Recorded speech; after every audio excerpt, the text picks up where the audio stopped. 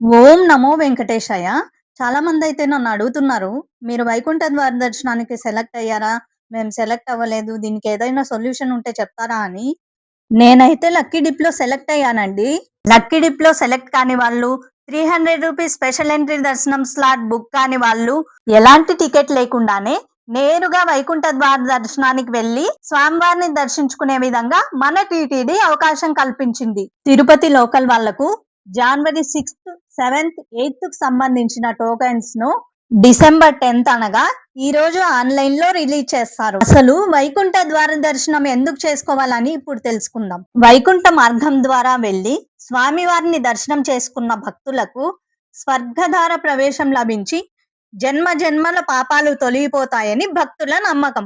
పురాణాల ప్రకారం వైకుంఠ ఏకాదశి రోజున విష్ణుమూర్తి భూలోకానికి వచ్చి దర్శనమిస్తారని భక్తుల నమ్మకం. అందుకే ఆలయంలో వైకుంఠ ద్వారంను స్వర్గ ద్వారంగా భావించి ఈ ద్వారం ద్వారా దర్శనం చేసుకుంటే మోక్షం లభిస్తుందని నమ్ముతారు.